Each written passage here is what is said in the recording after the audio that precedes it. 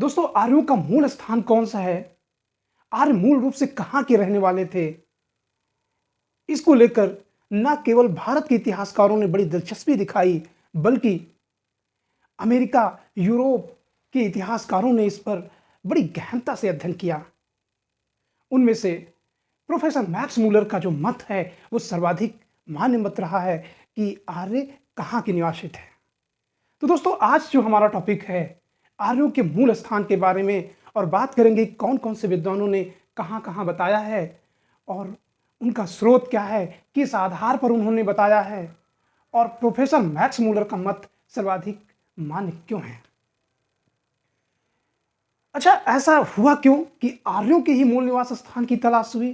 क्योंकि उसके पीछे कारण था कि आर्य सभ्यता का जो कल्चर है वो लगातार आज भी जारी है और पूरे भारत में वो कल्चर मान्यता प्राप्त है और लगभग 90% लोग आर्यों के उस कल्चर को आज भी स्वीकार करते हैं। आर्यों की अपनी एक विशेषता थी कि जीवन हमारे लिए है और मृत्यु हमारे दुश्मनों के लिए है, और उनकी यही जीवंत धारणा पूरे देश में विजय पताका लहरा दी। तो आइए आज हम लोग बात करते हैं आर्यों के मूल स्थान के बारे में। तो अलग अलग इतिहासकारों ने, पहले हम कुछ बहुत बता देते हैं। जैसे भारत के जो आर्य कल्चर है, आर्य कल्चर के बारे में कुछ लोगों ने कहा कि आर्य तिब्बत क्षेत्र के निवासी थे। कहाँ के? तिब्बती क्षेत्र के। और कुछ लोगों ने कहा कि ये सप्त सैंधव क्षेत्र के निवासी थे। ये भारत का मैप है और ये सिंधु नदी है और इसी क्षेत्र के निवासी थे।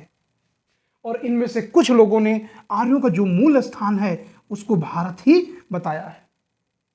कुछ लोगों ने मध्य एशिया बता दिया और इनमें से कुछ लोगों ने हंगरी के बारे में बता दिया कि ये डेन्यूब नदी है और यहाँ पे हंगरी पड़ेगा, डेन्यूब नदी। तो यहाँ पर यानी यूरोप में बता दिया कि आर्यों का जो मूल स्थान है वो हंगरी था। तो इस तरीके से अलग अलग इतिहासकारों के अपने अलग अलग मत हैं। तो आइए देखते हैं कि कैसे इनके मत में विभिन्नता है और उसके पीछे क्या तथ्य दिए गए हैं। तो जो हमारा अध्ययन सामग्री है उसके तहत आर्यों का आदिदेश, इसके बारे में हमें तलाश करना है। आर्य कौन थे, कहाँ के निवासी थे? प्रश्न अत्यंत विवादास्पद है और इस पर विभिन्न विद्वानों के अपने अलग अलग मत हैं। अब इनमें से कुछ लोगों ने बताया आर्यों का जो मूल स्थान है वो भारत है। आर्यों का जो मूल स्थान है वो क्या है? भारत है। भारत में कोई एक स्थान नहीं, अलग अलग विद्वानों ने अलग अलग क्षेत्र को डिफाइन किया। इनमें सबसे पहला मत आता है सप्त सैंधव क्षेत्र के बारे में, और इनमें से दो लोग डॉक्टर अविनाश चंद्र दास और डॉक्टर संपूर्णानंद, इन दोनों लोगों ने बताया कि आर्य कहाँ के सप्त सैंधव क्षेत्र के निवासी थे। कौन सा सप्त सैंधव क्षेत्र? आप इधर मैप में देख सकते हैं कि ये सिंध नदी है, सिंध, झेलम, चिनाब, रावी, सतलज, ब्यास, और यहां पर सरस्वती और दुष्दत्ती नदी थी। तो ये बताया गया कि आर्य कहां के निवासी थे? आर्य सप्त सैंधव क्षेत्र के निवासी थे। और ये मानना किसका है? डॉक्टर अविनाश चंद्र दास और डॉक्टर संपूर्णानंद का।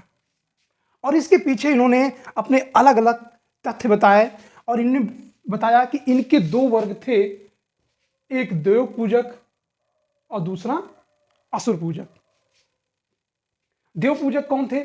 जो देवताओं को अपना इष्ट देव मानते थे, और दूसरे थे ऐसे लोग जो असुरों को अपना इष्ट देव मानते थे। तो इन पर ये एक व्याख्या बताई गई है।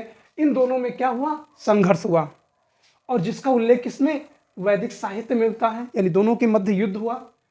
और उस युद्ध को देवासुर संग्राम के नाम से जाना जाता है। इस युद्ध में असुर क्या हुए? पराजित हो गए और सप्त सैंधव क्षेत्र को छोड़कर पश्चिम में ईरान की तरफ, अफगानिस्तान है ये और आगे ईरान है, यानी असुर कहां चले गए? ईरान की तरफ। और ये जानकारी ईरानी ग्रंथ जेंद अवेस्ता में अहूर मजदा जो उनके देवता हैं, वो किसके देवता थे? असुरों के देवता थे। ऋग्वेद में सप्त सैंधव क्षेत्र को क्या कहा गया है? देवकृति योनि कहा गया है, यानी देवताओं द्वारा निर्मित भूमि कहा गया है।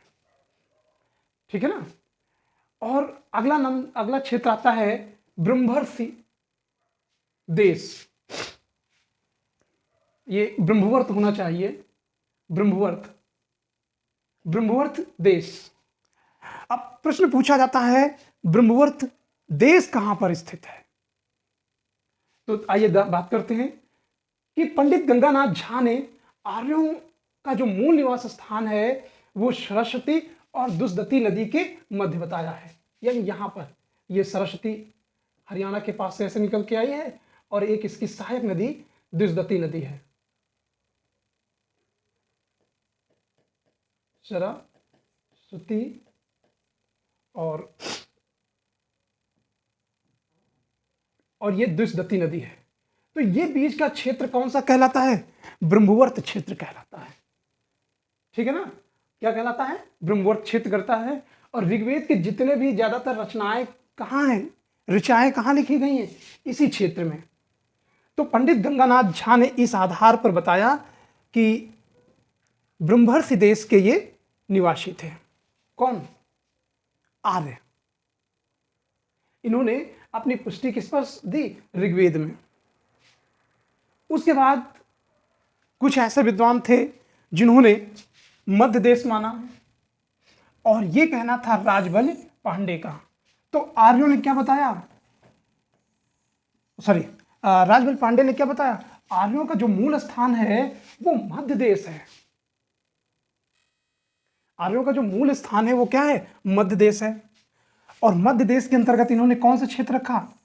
पूर्वी पांचाल, काशी और कौशल। अब मैप में हम ये देखते हैं कि ये क्षेत्र यानी मध्य देश वाला कौन सा क्षेत्र है? तो पूर्वी पांचाल ये हो जाएगा बरेली, काशी हो जाएगी वाराणसी क्षेत्र, और कौशल ये फैजाबाद वाला क्षेत्र हो जाएगा। कौन सा? फैजाबाद वाला क्षेत्र, ये यहां कहीं पड़ जाएगा। तो ये मानना किसका है? राजबल पांडे ने। तो पांडे ने यह बताया कि आर्य कहां के निवासी थे? मध्य एशिया के निवासी थे। कहां के निवासी थे? मध्य भारत के निवासी थे। जैसे प्रोफेसर मैक्स मूलर ने बताया कि आर्य मध्य एशिया के निवासी थे, वैसे राजबल पांडे ने उसको कहां पर बता दिया? मध्य भारत के। फिर अगला नाम आता है, अगला क्षेत्र आता है कश्मीर। कश्मीर के बारे में डॉक्टर एल.डी. कल्ल है। इन्होंने ऋग्वेद में हिमशिला खंडों और हिमालय पर्वत का उल्लेख होने के आधार पर कहा कि ऋग्वेद में हिमालय पर्वत के बारे में बताया गया है और हिमखंडों के बारे में बताया गया है। तो निश्चित रूप से ये लोग कहां पर निवास करते रहे हैं? कश्मीर में। तो इस क्षेत्र में इन्होंने क्या कर दिया? बता दिया। और ये बताने वाले थे डॉक्टर एल.डी. कल्ल से कश्मीर हो गए और इन्होंने आर्यों के निवास का स्थान कौन सा बता दिया? कश्मीर बताया। उसके बाद अगला नाम आता है देविका प्रदेश। डी.एस. द्विवेदी है। द्विवेदी देविका प्रदेश मैच कराने के लिए आते हैं और भौगोलिक अवस्थाओं के आधार पर इन्होंने आर्यों का जो मूल स्थान बताया है वो देविका प्रदेश बता दिया। इस तरीके से अलग अलग स्थानों से आर्यों का जो मूल स्थान है वो बताया गया।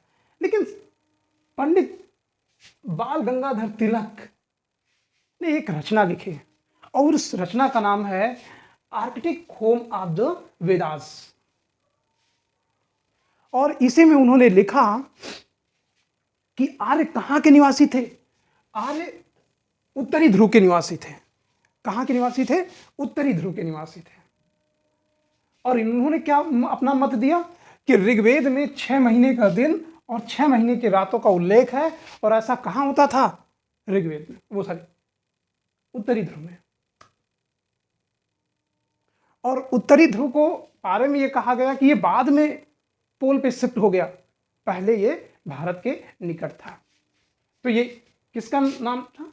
बाल गंगाधर तिलक का। और इनकी ये रचना बहुत पूछी जाती है, Arctic home of the Vedas किसकी रचना है? उसके बाद दयानंद सरस्वती का नाम आता है।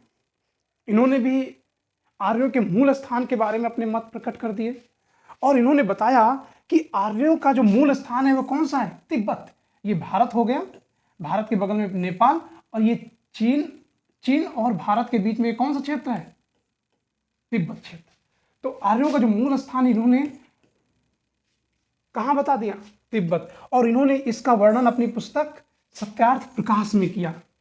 इनकी ये जो रचना है सत्यार्थ प्रकाश किसकी है? दयानंद सरस्वती की।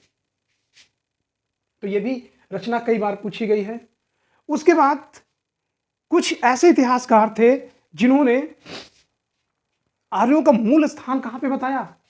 यूरोपीय क्षेत्र हंगरी के बारे में। और ये बताने वाले थे पी गाइल्स ने। इन्होंने क्या किया? भारत और यूरोपीय दोनों भाषाओं का क्या किया? अध्ययन किया, और भाषा विज्ञान के आधार पर आर्यों का जो मूल स्थान कहां से बता दिया? हंगरी। क्योंकि आर्यों ने जिन भौगोलिक क्षेत्र का वर्णन किया था, जिनमें से फल है, वनस्पति है, पशु पक्षी, वो डेन्यूब नदी के आसपास पाए जाते थे। ये हंगरी का क्षेत्र है, और इसी नदी के आसपास पाए जाते थे। और इसी आधार पर पी गाइल्स ने क्या किया कि ऋग्वेद में भी ये चीजें पाई जाती हैं, और ये चीजें, यही वस्तुएं का क्या डेन्यूब नदी के आसपास पाई जाती हैं। तो संभवतः ये आर्य वहीं के निवासी रहे होंगे। तो डेन्यूब नदी के आसपास मिलते हैं। उसके बाद पेंका और हार्ट, और इन दोनों ने कहां पे बता दिया कि आर्यों का मूल स्थान था जर्मन। और इन्होंने शारीरिक बनावट के आधार पर आर्यों को जर्मनी का आदिदेश बताया। कहा कि ये भी लंबे चौड़े गोरे चित्ते होते थे, और जर्मन के लोग भी लंबे चौड़े ऐसे ही होते थे। तो निश्चित रूप में ये कहां के निवासी थे? जर्मनी के निवासी थे। और जर्मन के लोग अपने आप को शुद्ध आर्य कहते थे। तो इन्होंने, पेंका और हार्ट ने, केवल आधार बना दिया शारीरिक बनावट, और कहा कि ये आर्य कहां के निवासी थे? जर्मन के। उसके बाद कुछ लोगों ने बताया कि ये दक्षिणी रूस के थे। कहां के थे? दक्षिणी रूस के थे। और इसमें नाम आया नेहरिंग एवं गार्डन चाइल्ड का। इन्होंने आर्यों का जो मूल स्थान है उसे दक्षिणी रूस माना है। और यहां पर दक्षिणी रूस में क्या है? एक प्रदेश है स्टेपी, और वहां की जो रिपोतजे संस्कृति है वो इससे मैच खाती है, यानी इक्वल बैठती है। अलग अलग विद्वानों के अपने अपने मत थे, लेकिन इनमें सबसे सर्वाधिक महत्वपूर्ण मत प्रोफेसर मैक्स मूलर का था। मैक्स मूलर ने बताया कि आर्यों का मूल स्थान कौन सा है? मध्य एशिया। इन्होंने भाषा और विज्ञान के आधार पर, इसके आधार पर, भाषा और विज्ञान के आधार पर आर्यों का मूल स्थान मध्य एशिया बताया है। अब ये मत क्यों प्रयुक्त होता है? जैसे शब्दों के डेवलपमेंट क्रमिक होते हैं, ठीक वो चीजें यहां पर दिखाई पड़ते हैं। तो इनका मत क्या था? सर्वाधिक उपयुक्त माना गया, और इसीलिए आर्य शब्द क्या कहते हैं? ये सबसे उपयुक्त मान्य है। और आपका जो मध्य एशिया है, अगर मैप में देखेंगे तो ये Kazakhstan, Uzbekistan, Turkmenistan, Tajikistan, Kyrgyzstan, ये कौन सा एरिया है? ये मध्य एशिया वाला एरिया है।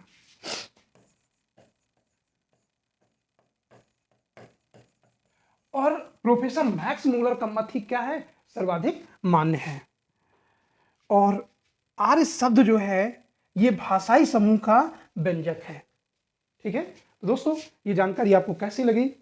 अच्छी लगे तो मेरे चैनल को सब्सक्राइब करें, लाइक करें, कमेंट करें और अपने दोस्तों को शेयर करें। Thank you.